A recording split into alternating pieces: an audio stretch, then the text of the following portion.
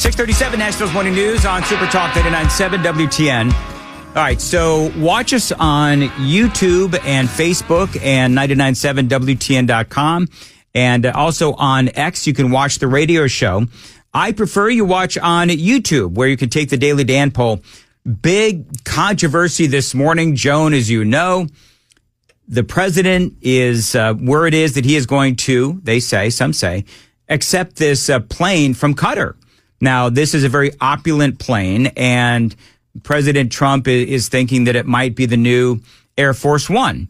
And so you've got all kinds of people that are absolutely freaking out on both sides of the aisle, by the way, because number one, can you trust Qatar? I don't think you can trust, quite frankly, not a lot of these Middle Eastern countries I'm going to trust. Remember, Qatar is the country that hosted the talks, Yep. The Hamas talks. They shelter some Hamas leaders. Yes, they do. In their country. So, yes, they do. Yeah, there's a lot to be concerned about. Mm-hmm. That's exactly right. So we may, Joan, have the closest Daily Dan poll in the history of close polls.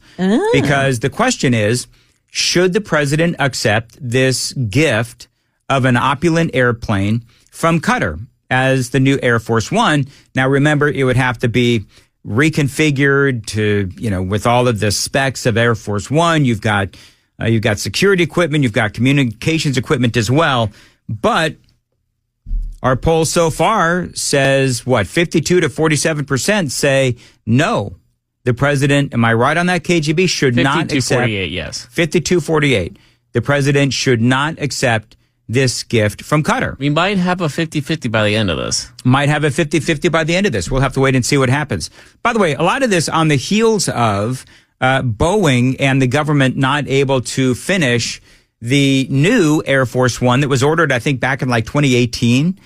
And it has taken them forever to get this thing done. They have they got cost overruns, scheduling overruns as well. It has been delayed. Finally, a story came out on Friday that they expected to be done maybe by 2027. So we'll have to see what happens. And by the way, this plane from Qatar, if you've seen it, it is very opulent. Joan used the term gaudy earlier. It is gaudy. That's so Trump style. It is Trumpian in nature. And listen, you can love or hate Trump. He's got a very gaudy sense of what looks right, like what he likes. He does. Opulent. Yeah. He does.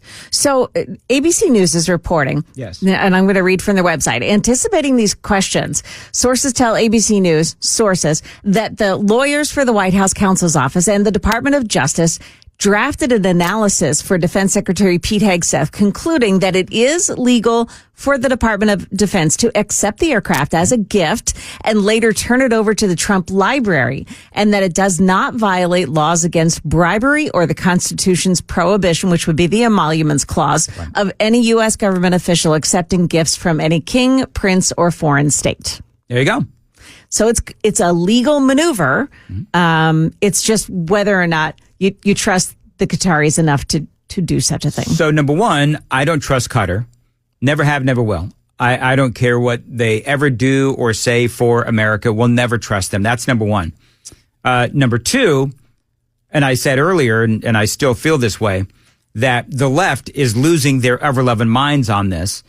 But to me, you don't decide to do anything or not do something because of the reaction on the left, because they're always going to find something. I don't care what Donald Trump does. Today, he's going to announce, as I was going through earlier, he's going to announce an executive order to drive down drug prices 50 to 80%.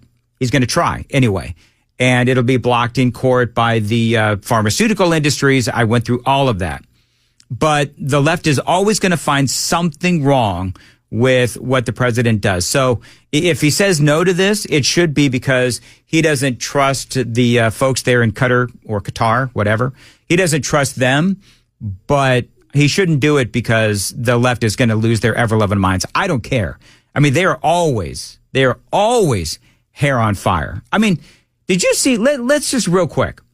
Let's talk about what happened on Friday and the update, because I thought this was actually really funny. If you go to my X feed at Dan Mandis Show, there is a great story where you had these 3 Democrats that represent New Jersey. As a matter of fact, Jersey Joan. That's where you're from, right? Yep. Right, Joan, New Jersey? Yes. Now, in fairness, the New Jersey that Joan grew up in wasn't nearly as screwed up as it is now. Is that safe to say? That's safe to say. Plus, I grew up in the bucolic and beautiful South Jersey. This is not the South. Okay, very good. So, A beautiful part of Jersey that doesn't exist. It does. You just need to go to the right place. hey, KGB, she's from Jersey. She'll knife you. I don't believe it. So anyway, Democrats on Friday, I was at home watching this in real time, and it was funny. So these Democrats stopped by for an unannounced visit to an ICE detention center, and it didn't go well. That's how it went. Now, that is the sound of 3 Democrats storming an ICE facility there in Newark, New Jersey. And you've got these 3 representatives, LaMonica McIver, Bonnie Watson-Coleman, and Rob Menendez, all Democrats. By the way, Joan, is Rob Menendez, Yes. He's the son That's the son of Bob Menendez, of Bob who is Menendez. Gold Bar on his Bob. way to prison. Yes, okay. Well, maybe Gold Rob Bar might Bob. be his. Yeah, Gold Bar Bob. So these Democrats from New Jersey, they literally show up at the Delaney Hall Detention Center there in Newark. And this is how they are reported to get in. DHS has slammed those lawmakers, saying they stormed the gate past security as a bus of detainees was entering. The agency also saying some of those lawmakers could face charges for their actions, accusing them of assaulting federal agents. So a bus goes in, the gates open, and they just go barnstorming in, I guess, behind the bus somehow. I guess the gates had to open for the bus, and they just go right in. Another story, by the way, shows that they snuck in through the guard shack. I don't know how they ended up on the private property of this private prison. And this is important. There's 2 types of prison, as you folks know. You've got a prison that is owned and run by the federal government. Then you have the private prisons that are contracted out by the government. This is a private prison that changes this dynamic. I've got details straight ahead. They went on with Dana Bash over the weekend, these 3, and they are saying, oh, no, this was all ICE. This was all the security on the scene. They are the ones that contributed to all of this chaos. They are the ones that contributed to all of this insanity. Well, let's go to the tape. And we will. Coming up next, 6:45. Time to check the roads on WTN. Today, a high of 75. Thunderstorms apparently off and on all day. It is raining now in Nashville. Appreciate you listening to Nashville's Morning News on WTN. Talking about these 3 Democrats that decided that it would be a good idea to storm this ICE detention center in Newark, New Jersey. The mayor of Newark also, by the way, got arrested. LaMonica McIver, Bonnie Watson-Coleman, and Rob Menendez, all Democrats from New Jersey, show up at the Delaney Hall Detention Center in Newark, and they basically apparently either snuck in through the guard shack or they stormed in after the gates were opened for A bus. Yeah. And so it is just But they keep on claiming that they were invited to tour the facility. They were invited. They had to sneak in to get there, but they were invited. Well, they were invited once they got there. Yeah. So this is part of what was going on, right? So that's how it all sounded. Now, you've got these 3 screaming and yelling at the members of ICE and local security. Now, I want you to go to my X feed at Dan Mandis Show, because there's a few videos of these 3 acting so angry and so belligerent that LaMonica McIver is accused of body slamming agents. Now, Joan, I want you to go look at the video on my X feed. You can scroll Yes. down a little bit. Mm-hmm. She literally is body slamming agents. She's using her heft.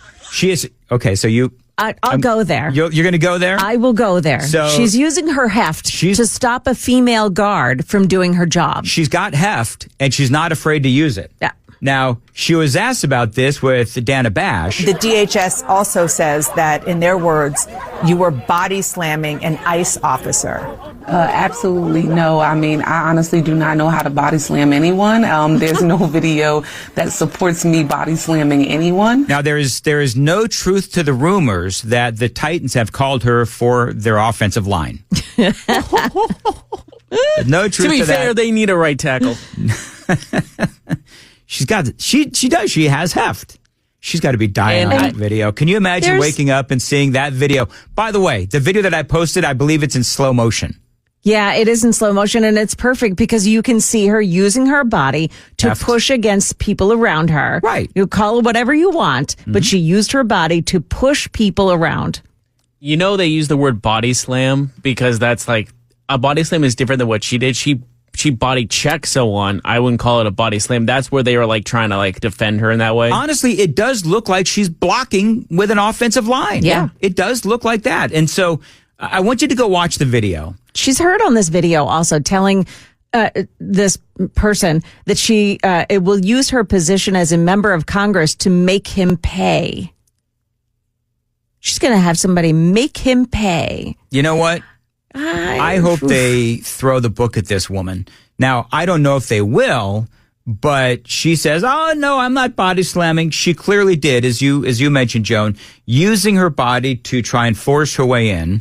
We, as Congresswoman Bonnie Watson Coleman said, we were simply there to do our job. Therefore, oversight visit and what you're watching in a video, and we don't have all of the body cam, and we hope that all of the body cam is released. It was a very tense situation. It unfortunately did not have to be like that. They created that confrontation. They created that chaos. Always playing the victim, right? Clearly playing the victim when you can see that she is using that congressional heft to bully her way into, or at least onto, the prison premises. Now, the difference between a public prison and a private prison or detention facility is that if it's a public prison facility that is owned by the federal government, Congress can indeed show up unannounced, and they have to be let in. A private detention facility actually has different regulations that can be a little more secure, if you will. So if a congressperson shows up unannounced, depending on that specific institution or facility, the facility may or may not be required to let you in immediately. And that's the point, is that the local authorities there and ICE and the people that were on the grounds, they had to make sure that the proper protocols were followed. Now, this is Congressman Menendez saying that it was the fault of local law enforcement and ICE. He says, they had to de-escalate better. I think there was a lot of opportunities for DHS, for ICE to de-escalate the situation. They chose not to. There's 3 House members there, the mayor of the largest city.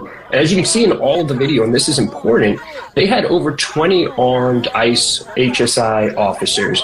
They were heavily armed. Their faces were covered, and they were wearing no identification.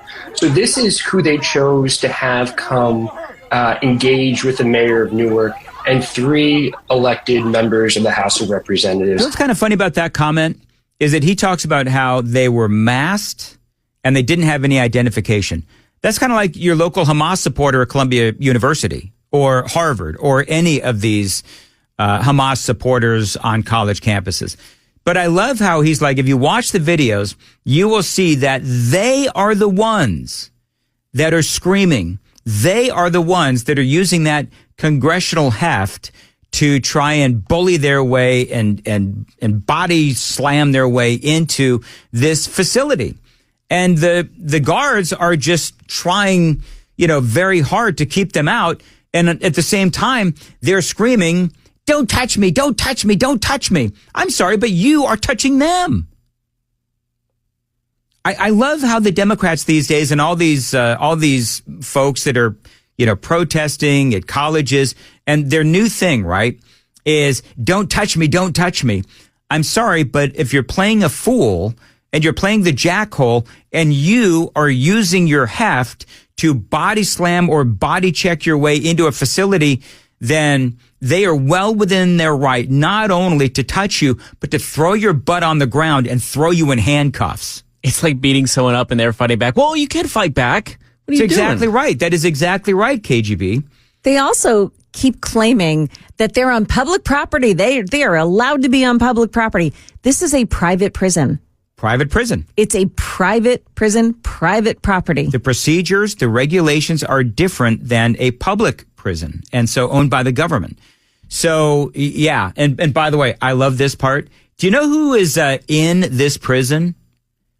Martha McCallum from Fox News spoke about it on Friday. Known active member of MS-13. Another one is wanted in Brazil for homicide. He's a fugitive from justice to Brazil who ended up in New Jersey. This one is last name Santa Maria, verified MS-13 gang affiliation. Another individual, Estevez Bello. And she just goes on and on and on. They're a bunch of gangbangers, and this is who the Democrats are deciding they want to go and rescue inside this private prison guarded by ICE and the Department of Homeland Security and so forth is a bunch of gang members. Some of the examples of the people that are being held. Yeah, I mean, a bunch of gang members wanted for, murder and all of these other things.